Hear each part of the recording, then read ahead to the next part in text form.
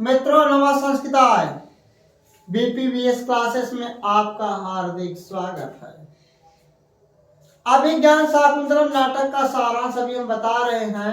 पहले अंक, दूसरे अंक, तीसरे और चौथे, पांचवें अंक का सारांश मैं आप लोगों के सामने उपस्थित कर चुका हूं।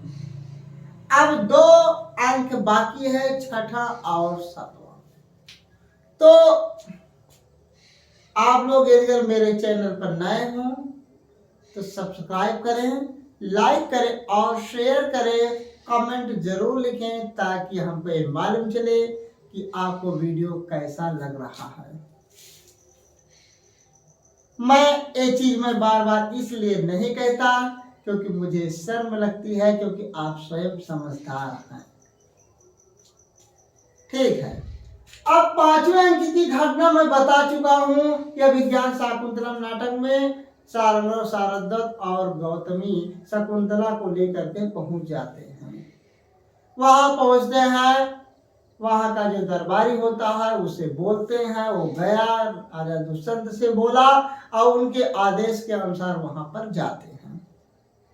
वहां गए, उसके बाद सारंगों ने निवेदन किया, लेकिन राजा दुर्वासा के श्राप के कारण भूला हुआ है।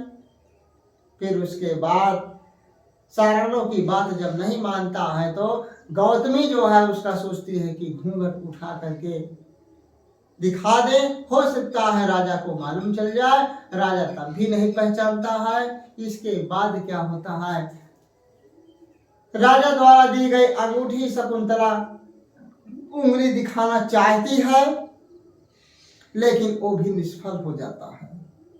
राजा किसी प्रकार मनाने के बाद भी नहीं मानता है, बल्कि सारंग जो है क्रोधित होकर ऊट पटांग की बात भी बोल देता है। राजा रखने को तैयार नहीं है और ना तो रखा ही। ये तीनों लोग सारंग, सारदत्त और गौतमी शकुंतला को छोड़कर वहां पर चले आते हैं। वो गर्भवती है, बल्कि उनका राजा का पुरोहित जो है पुत्र जन्म तक रखने के लिए प्रस्ताव रखता है।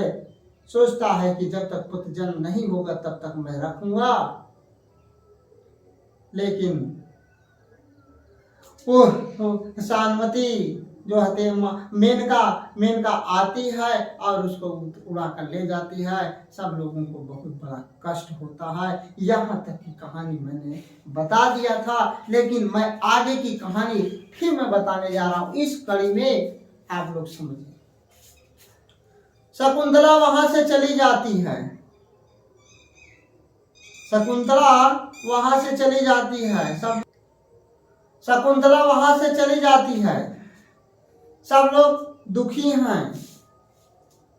लेकिन आगे क्या होती है, आगे कहानी यहां से क्या मोड़ लेती है, जैसे मैंने पढ़ाया है, आरंभ यत्न प्रत्याशन्यता फलागम मुख प्रतिमुख गर्भ विमर्श उपसंहति। ये मैंने सारा चीज, जैसे मैंने अर्थ प्रकृतियां, अवस्थाएं, संधियां मैंने पढ़ाया है, उसी के अनुसार ये कहानी मोड़ ले रही है। उसको ध्यान दीजिएगा, कहानी उसी प्रकार मिलेगी जिस प्रकार मैंने कहानी को मोड़ मोड़ कर बताया था। उसी प्रकार इस कहानी में कहानी मोड़ ले रही है। देखिए, धीवर को बाजार में पुलिस का पकड़ना। शकुंतला यहां से चली गई। सब लोग दुखी हैं कि ये तो अन्याय हुआ है, लेकिन राजा की कमी नहीं है। राजा तो दुर्वासा के शाप के कारण भूला हुआ है, लेकिन जब धीवर का मतलब होता है मछुआरा, पुलिस वालों का, यानी मछुआरा जो होता है सची तीर्थ में वो जाल लगाता है तो एक मछली को पकड़ लेता है। मित्रों समझिएगा, यही कहानी है कि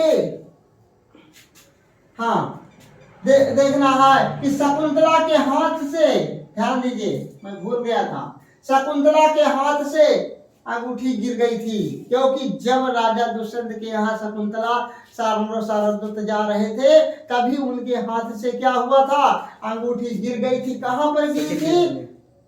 शची तीर्थ में गिर गई थी, और जब शची तीर्थ में गिर जाती है तो क्या होता है? सची तीर्थ बोल गया। सची तीर्थ में गिर जाती है, नहीं गलत हो जाएगा। सची तीर्थ में गिर गई थी तो क्या हुआ था? मछुआरा जाल लगाता है, मछुआरा जाल लगाता है तो क्या होता है? अंगूठी मिल जाती है। अंगूठी मिल गई। अंगूठी में क्या लिखा था? मैंने आपको पहले ही बताया था कि उसमें दुष्यंत लिखा था, क्योंकि तभी तो दुष्यंत जब आया तो यही कहा ना कि अंगूठी में जितने वर्ण लिखे हैं उतने दिन बाद में आपने किसी न किसी व्यक्ति को भेज करके आपको राजधानी बुला देंगे। जब वो सोने की अंगूठी मछुआरा को मिल जाता, मछुआरा को कहां से मिली? वो जाल लगाया, मछली को काटा गया, मछली के पेट से निकली, उसको मिल जाती है। और एक तरफ और भी ध्यान दे दीजिए कि दुर्वासा ऋषि ने क्या कहा था? यदि कोई पहचान का चिन्ह दिखाएगी तभी मेरा श्राप समाप्त हो जाएगा। अब देखिए यहां से कहानी मोड़ ले रही है। यहां से कहानी क्या मोड़ रही है? जब शची तीर्थ में गिरी अंगूठी धीवर को मिल जाती है, धीवर का मतलब मछुआरा को मिल जाती है, तो वो सोचता है कि ऐसा है, उसको ले जा करके बाजार में बेचता है। बाजार में बेचने के लिए वो जाता है, सोने की अंगूठी है, तो राजा की अंगूठी जो है राजा दुष्यंत लिखा है, तो इसका मतलब उसको तो सभी पहचानते हैं कि इसका नाम लिखा है, तो इसका मतलब ये अंगूठी राजा की ही है। तो पुलिस वाले देख लेते हैं कि अरे ये तो चोर है, इन्होंने राजा की अंगूठी को चुराया है, और राजा को अंगूठी को चोर समझ करके वह मछुआरा को पकड़ करके राजा के यहाँ लेके चले जाते हैं। कौन ले जाता है? पुलिस ले जाती है। पुलिस, वहां की पुलिस जो होती है, मछुआरा को पकड़ करके राजा के यहाँ लेके चले जाते हैं, क्योंकि उन्होंने कहा कि ये चोर है, तो राजा की अंगूठी चुराया है। और उसके बाद राजा जो होता है, राजा अंगूठी को देखता है। राजा क्या करता है? राजा अंगूठी को देखा, जैसे राजा के सामने पेश किया गया, राजा के सामने अंगूठी दी गई कि आपकी अंगूठी इन्होंने चुराया है, तो राजा अंगूठी को देखता है। जब राजा अंगूठी को देखा और उसके बाद उसका श्राप का प्रभाव दूर हो गया। मैंने यही बताया था कि दुर्वासा ऋषि ने शकुंतला को श्राप जो दिया था, और प्रियंवदा जब मनाने के लिए गई थी तो उन्होंने यही कहा था कि वह कोई पहचान का चिन्ह दिखाएगी तो श्राप समाप्त हो जाएगा। आज अंगूठी जो दी गई थी वही अंगूठी राजा के सामने आ गई, तो वह उनका श्राप जो है दूर हो गया। जब दूर हो जाता है तो उनकी सारी घटनाएं, उन्होंने जो गांधर्व विवाह किया था, तरह तरह के प्रेम की बातें उनको याद आने लगा। इधर शकुंतला नहीं है, शकुंतला चली गई है, शकुंतला का कोई पता नहीं है। राजा बहुत दुखी होने लगा, इतना दुख से पीड़ित, इतना दुख से पीड़ित, जिस प्रकार शकुंतला राजा की याद में खोई हुई थी, और उधर दुष्यंत शकुंतला पर आसक्त था, प्रेम के कारण परेशान पहले थे, लेकिन दुर्वासा का जो श्राप था वही भुला दिया था। लेकिन वही समय फिर आ गया। शकुंतला को पता नहीं, शकुंतला तो अपना दुहाई दे रही है कहीं, वो तो परेशान हो गई है, लेकिन उससे 2 गुना से ज्यादा तो राजा परेशान हो गया उससे मिलने के लिए। कह रही मैंने बहुत गलत किया, बहुत सोचा, इतना कि खाना पानी भी छोड़ देता है। राजा परेशान रहता है। आप प्रेम की भाव को जानते हैं जी, प्रेम क्या चीज होता है? लव इज ब्लाइंड, यानी प्यार अंधा होता है। राजा फिर परेशान हो जाता है, इतना दुखी हो जाता है, इतना दुखी कि खाना पानी सब कुछ छोड़ देता है। उसको बहुत याद सताने लगती है। और एक क्लियर कहां से होता है? जो मेनका की एक सखी है, यदि प्रश्न पूछ लेगा कि राजा की उस अवस्था को किसने देखा, राजा जब परेशान था तो किसने देखा, तो मेनका की एक सखी जो है, सानुमति जो है, राजा की अवस्था को देखती है। भाई वहां के दरबारी तो सभी देख रहे हैं कि राजा बहुत परेशान है, रो रहा है, लेकिन मेनका ही लेके गई थी 5वें अंक में हम बताए हैं कि मेनका ही उसको लेकर के गई थी, लेकिन मेनका की एक सखी जो है सानमती नाम है। मेनका की सखी कौन थी? सानमती थी। मेनका एक अफसर है और उसकी सखी सानमती जो है राजा की अवस्था को देखती है कि राजा कितना दुखी है। उनकी अवस्था को देखती है। जब उनकी अवस्था को कौन देखती है? सानमती देखती है कि राजा बहुत परेशान है। इतना कि राजा क्या करता है, राजा जो है विदूषक से, विदूषक कौन है? उनके यहाँ का एक हास्यात्मक यानी व्यंग्यात्मक बोलने वाला व्यक्ति है। विदूषक से क्या करता है, मन बहलाने के लिए शकुंतला का चित्र मंगा करके पूरा करता है। अब जान लो, इतना बड़ा प्रेम, इतना बड़ा प्रेम, एक तरफ तो प्रेम है, दूसरी तरफ देख लीजिए उसका चित्र भी बनवाया है। जो चित्र बनवाया यानी आधा अधूरा चित्र बनवाया रहा होगा, उसके बाद सोचता होगा तो हम तो उनको बुला ही लेंगे। उन्होंने सोचा, पहले तो चित्र बनवाना प्रारंभ किया, फिर सोचा कि वो तो हमारी तो है ही और हमारे यहाँ तो रहेंगी ही, हम उनको तो बुला ही लेंगे। लेकिन उसी बीच में दुर्वासा का श्राप हो गया कि वो तो चित्र भी नहीं पूरा कर पाया और भूल भी गया। तो जो चित्र जितना बना था विदूषक से मंगाता है, यानी उनके चित्र को मंगाता है या पिक्चर को मंगाता है, विदूषक से मंगाता है। तो क्या करता है, शकुंतला का चित्र मंगा कर पूरा करवाना चाहता है। भाई जहां एक तरफ शकुंतला नहीं मिल रही है, शकुंतला के प्रेम के कारण परेशान है, करे तो क्या करे, मन तो बहलाना ही है। आप देखते होंगे, फिल्मों में देखते होंगे, आप स्वयं अपने आप को समझते होंगे, यदि किसी को आप चाहते हैं तो यदि वो सामने नहीं है तो उसके चित्रों को देख देख कर मन बहलाते हैं, किसी प्रकार अपने दुख को शांत करते हैं। ये हर व्यक्ति की बात है। तो चित्र मंगाकर और पूरा करना चाहता है। तब तक क्या होता है, तब तक एक कहानी और मोड़ ले जाती है। तब तक एक कहानी और क्या मोड़ ले लेती है, राजा के ऊपर दुख पर दुख। जैसे कहते हैं कि सर मुड़ाते ही ओला पड़ना। राजा एक तरफ दुखी हो गया, अंगूठी देखा तब दुखी हो गया, उधर छोड़ा था तब भी दुखी हो गया कि पता नहीं मैंने ही गलती किया हो, लेकिन इधर अंगूठी मिल गया तो दुखी हो गया।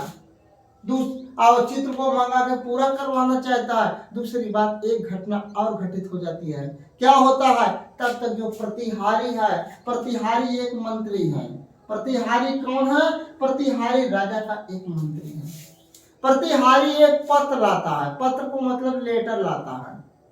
अब लेटर लाता है तो लेटर में वो लिखा था, लेटर में लिखा था कि धनमित्र नामक एक व्यापारी है। ध्यान दीजिएगा, एक घटना और कहानी, और राजा के ऊपर और दुख पर ही दुख जाने वाला है कि प्रतिहारी जो है एक पत्र लाता है और उस पत्र में लिखा था कि धनमित्र नामक एक व्यापारी है।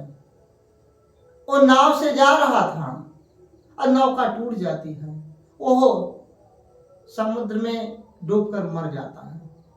उसके पास कोई नहीं है, उसका धन भी कोई किसी और के हाथ में होगा। राजा के पास भी कोई पुत्र नहीं है। राजा के भले ही 2 रानियां हैं पहले से ही, लेकिन राजा के भी बात पुत्र नहीं है। राजा दुखी है।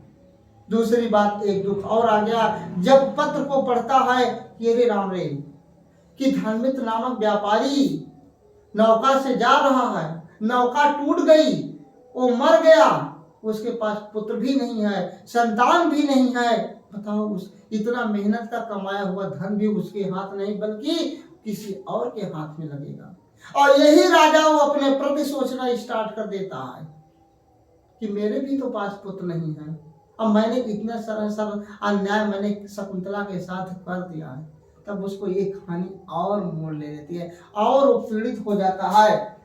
पीड़ित धनमित्र नामक व्यापारी जो समुद्र में डूबकर मर जाता है तो उसको और पीड़ित होता है कि उसके पास तो पुत्र नहीं है, उसका भी धन दूसरे के हाथ में लगेगा, इसी प्रकार मेरे भी साथ हो सकता है। तो बहुत परेशान हो जाता है। तब तक क्या होता है, तब तक इंद्र का सारथी जो है मातली आता है। कौन आता है? मातली आता है।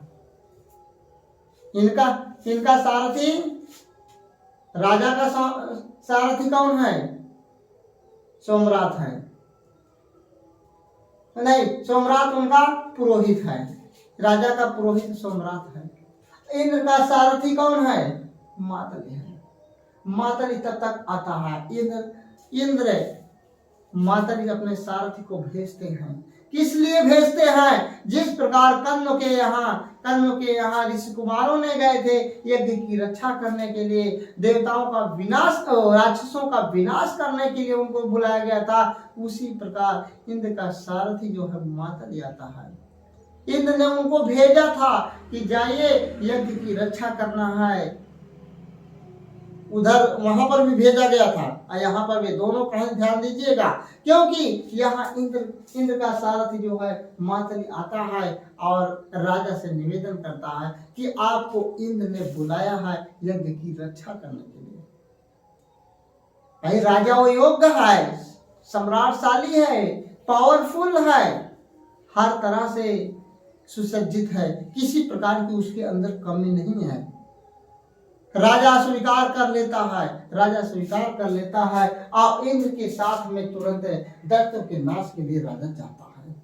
कहाँ जाता है? राजा इंद्र के भवन में जाता है। तब तक की कहानी, यहाँ की कहानी तो हो गई, लेकिन उसके आगे की कहानी मैं फिर बताऊंगा। जब राजा जाता है उसके बाद जब वापस लौटता है तो वहाँ मारीच ऋषि मिलते हैं। मारीच ऋषि के आश्रम में दर्शन करने के लिए जाता है, वहीं पर अपने पुत्र और शकुंतला को पाता है।